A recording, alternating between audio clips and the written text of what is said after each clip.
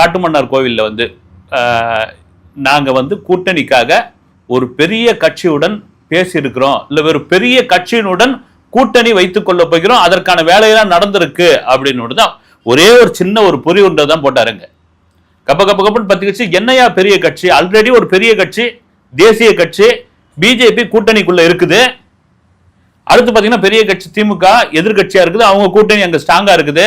மற்ற கட்சி என்ன பெரிய கட்சி? பாமக, தேமுதிக, அப்புறம் இருக்கிற எல்லாம் இருக்குது. ஆனால் தமிழ்நாட்டில் இப்பொழுதைக்கு மிக பெரிய அளவில் பேசக்கூடிய கட்சியாக, இன்று அசைக்க முடியாத ஒரு சக்தியாக வளர்ந்து கொண்டிருப்போர் விஜய் என்பதில் மாற்று கருத்து கிடையாது. இதை தான் எடப்பாடி சொல்லி இருக்கிறார் அப்படின்னு தீ மாதிரி பத்திக்க ஆரம்பிச்சிச்சு. ஏறக்குறைய என்ன ஒரு கூட்டத்தில் பேசுறாரு எடப்பாடி பழனிசாமி.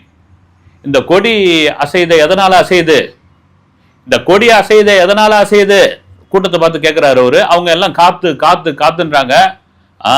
இந்த காத்து கண்ணுக்கு தெரியாத இந்த காத்து, இந்த காத்தை வச்சுதான் உங்க அமைச்சர், உங்க மாவட்டத்தில் உள்ள அமைச்சர் அவ்வளோ கோடி ஊழல் பண்ணியிருக்காரு, இந்த காத்தை வச்சுதான் அப்படின்னு அப்படியே கத்திப்பட விஜய் ஸ்டைல்லே பேச ஆரம்பிச்சிட்டாருங்க வந்து.